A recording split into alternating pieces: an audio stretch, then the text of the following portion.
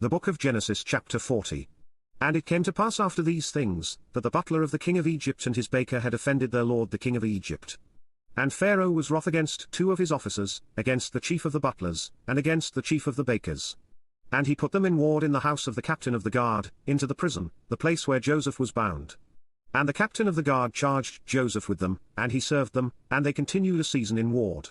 And they dreamed a dream both of them, each man his dream in one night, each man according to the interpretation of his dream, the butler and the baker of the king of Egypt, which were bound in the prison. And Joseph came in unto them in the morning, and looked upon them, and, behold, they were sad. And he asked Pharaoh's officers that were with him in the ward of his lord's house, saying, Wherefore look ye so sadly today? And they said unto him, We have dreamed a dream, and there is no interpreter of it. And Joseph said unto them, Do not interpretations belong to God? Tell me them, I pray you. And the chief butler told his dream to Joseph, and said to him, In my dream, behold, a vine was before me. And in the vine were 3 branches, and it was as though it budded, and her blossoms shot forth, and the clusters thereof brought forth ripe grapes.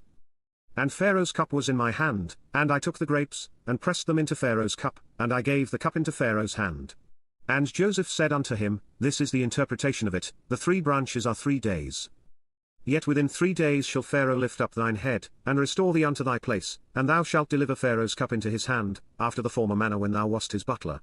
But think on me when it shall be well with thee, and show kindness, I pray thee, unto me, and make mention of me unto Pharaoh, and bring me out of this house.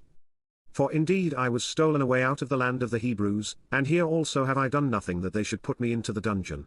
When the chief baker saw that the interpretation was good, he said unto Joseph, I also was in my dream, and, behold, I had 3 white baskets on my head. And in the uppermost basket there was of all manner of bakemeats for Pharaoh, and the birds did eat them out of the basket upon my head. And Joseph answered and said, This is the interpretation thereof, the 3 baskets are 3 days. Yet within 3 days shall Pharaoh lift up thy head from off thee, and shall hang thee on a tree, and the birds shall eat thy flesh from off thee. And it came to pass the 3rd day, which was Pharaoh's birthday, that he made a feast unto all his servants, and he lifted up the head of the chief butler and of the chief baker among his servants.